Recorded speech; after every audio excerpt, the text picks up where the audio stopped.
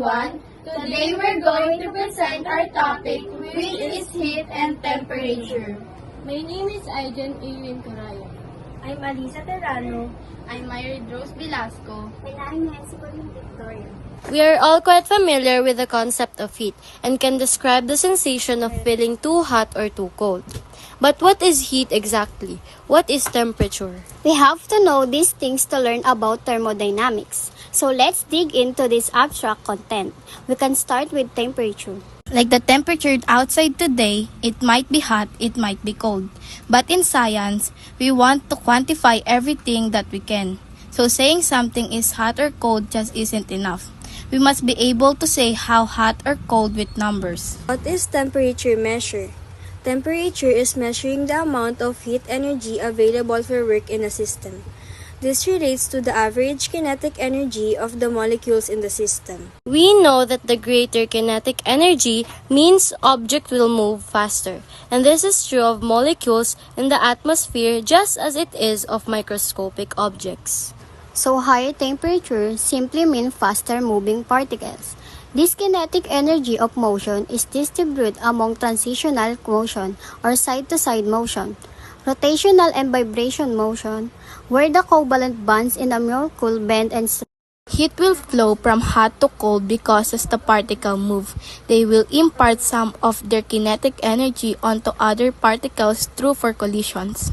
This will continue to occur until the whole system is at the same temperature in the state called thermal equilibrium. This is how thermometers measure temperature.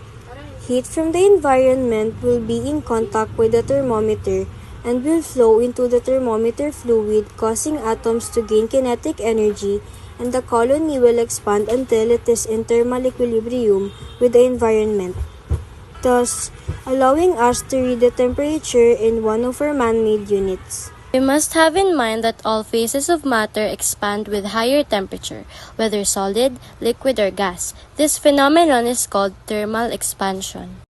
when those heat occur, energy is transferred as heat in wide variety of processes.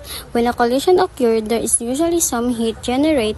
Friction can cause heat as well, which is why your hands warm up when you rub them together vigorously. In each case, we are considering the kinetic energy of the particles and the transfer of this energy to other particles as the definition of heat and heat transfer. Heat is therefore a kind of energy in transit, and will be measured as joules, like any other kind of energies. Furthermore, the transfer of heat energy will always alter the temperature of an object, as heat will always flow from the higher temperature object to the lower temperature object until thermal equilibrium is reached.